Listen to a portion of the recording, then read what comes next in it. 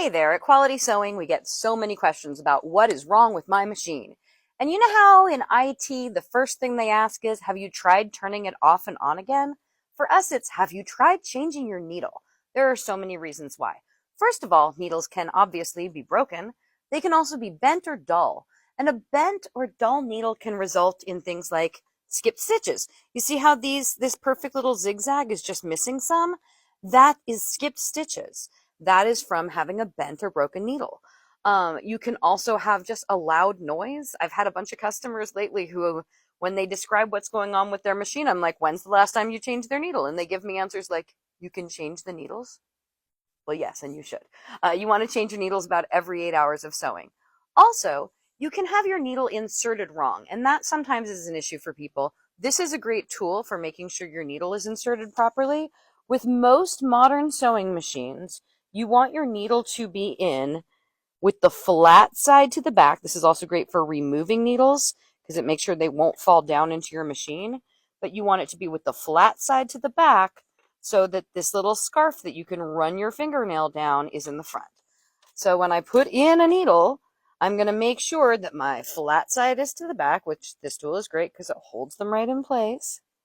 And then screw it in really tight. And most machines, if we can bring the camera down, there's this little window up above so you can really see if your needle is in all the way because you can see the domed top to it. You always want to make sure your needle is screwed in firmly and ready to go. The other thing that can happen, and the other reason we suggest changing your needle, is you might not have the right needle for your project. So this is something we give out here at the store. It's made by Class A, and it shows all of these different types of needles. So, like if you're sewing denim, there's a needle for that. If you're quilting, there's a needle for that. If you are doing embroidery, there's a needle for that. There are leather needles. There's needles for metallic thread. There's a right needle. So if you're having trouble, it could be that you're not using the right needle for your material. Now, one needle I want to slightly caution you on. Universal needles. They are our most popular, most often sold needles. But what people I think don't quite get about universals is they're like an average. It's like they've taken all of these other cool kinds of needles that are specific and been like, well, this one's going to be good enough for most things. And it's true. It is good enough for most things, but it's not great at anything. I would challenge you if you are struggling with something.